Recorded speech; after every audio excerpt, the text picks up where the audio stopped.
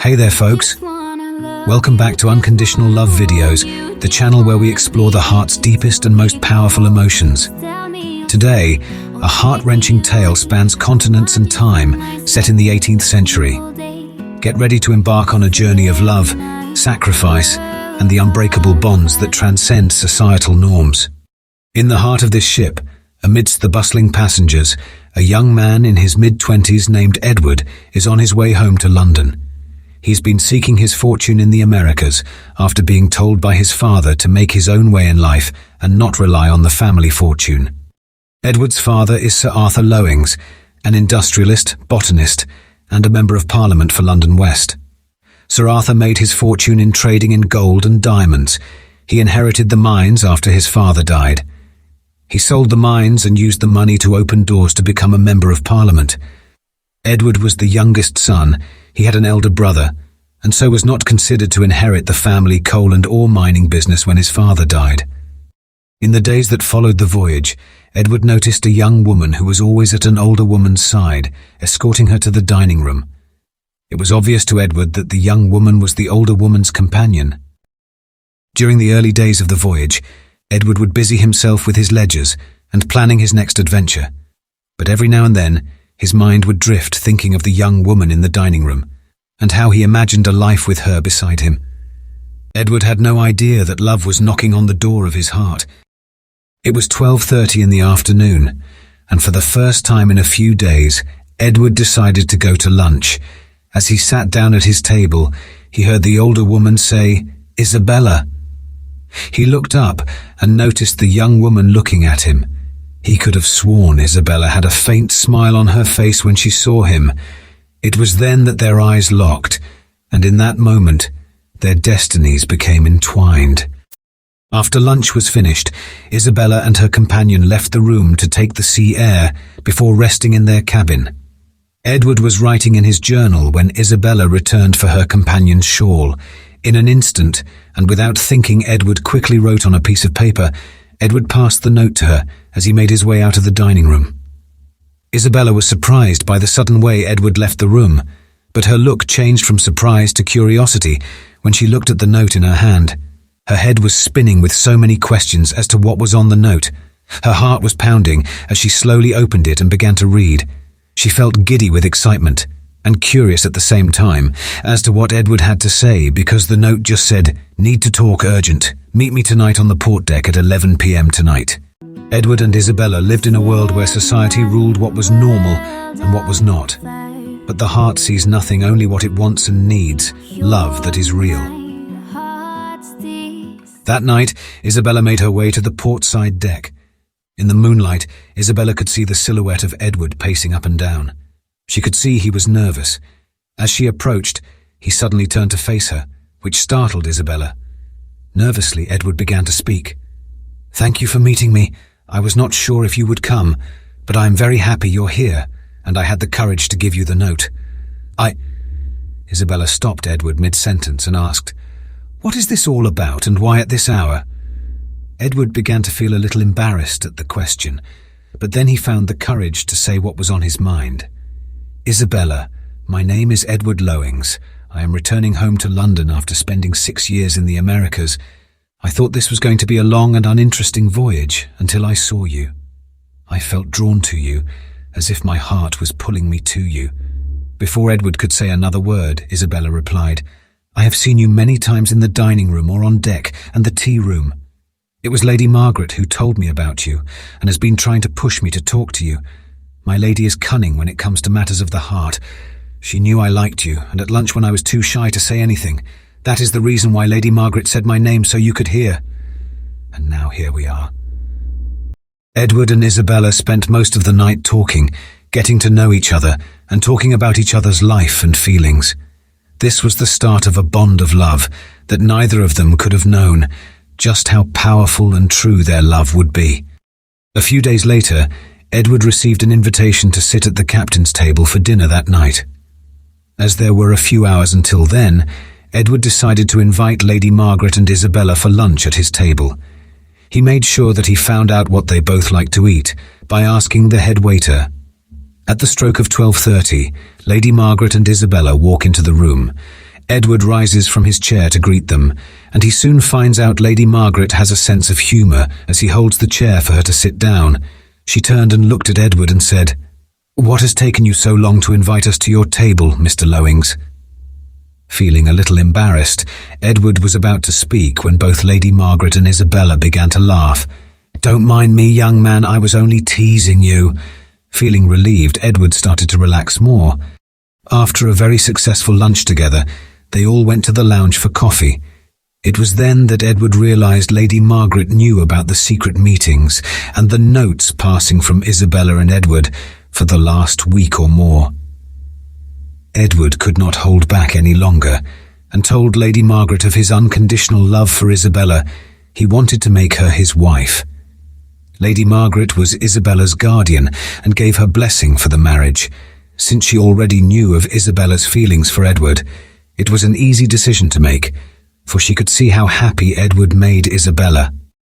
That evening, as Edward was making his way to the dining room, he was met by the captain and the captain's steward. "A beautiful night for a dinner under the stars, don't you think, Mr. Lowings?" asked the captain. "It most certainly is, sir, and one I have been looking forward to," said Edward. They made their way to the dining room. Edward noticed the table and could see 12 places set for 11 guests. Edward knew most of the guests on the ship, so conversation was not an issue. After the small talk, everyone made their way to the captain's table. Edward was about to sit at the table when Lady Margaret and Isabella walked in and made their way to the table. It was then that Edward noticed the chairs each side of him were empty. Lady Margaret would be sitting on his left next to the captain and Isabella on his right. After dinner, there were the usual activities. Some of the men retired to the smoking room for a brandy and a cigar, while some women went to what some call the gossip room. Edward sat with Lady Margaret, Isabella and the captain drinking tea and having a general conversation, when suddenly Lady Margaret told the captain that Isabella and Edward were to be married. The captain looked surprised and delighted at the same time, and then asked had a date been set for the wedding yet, to which all three said at the same time, "No." The captain sat back and smiled, looked at Edward and said, "Mr. Lowings, is your father still a politician?" To which Edward said yes. The captain leaned forward in his chair and said softly, "Well, your father and I go back a long way. If there's one thing that I know about your father, he hates not being in control. That's why he became a politician, to control others. Lady Margaret, it would be a great honor to perform the marriage here on the ship in my capacity as captain before I retire at the end of this voyage." Isabella looked down shyly but with a faint smile, for in her mind, Lady Margaret knew what she was doing by telling the captain about the marriage and knew the captain would offer to marry them on the ship. The wedding was set for tomorrow at noon, but Isabella was busy all through the night, preparing for her wedding to the man she was deeply in love with. Edward was busy also sorting out something decent to wear after living in the jungle for the last few years. The sun started to break through the darkness of the night, revealing a new day and a new life for some. It was noon, and time for Edward and Isabella to become one, to start a new life together. After the vows had been done, it was time to celebrate, and what better way than on a ship in the middle of the sea on a beautiful sunny day. The next few days were like a fairy tale for Edward and Isabella, with so many plans for the future and their life together. They arrived at Southampton early Friday morning. Edward was going to London to greet his father, and he had some business in London he had to attend to, while Isabella would go with Lady Margaret to the house in Surrey, where Edward will join them in a few days' time. Edward and Isabella are deeply in love, and that love is an unbreakable bond, soon to show that the bond is just that, unbreakable.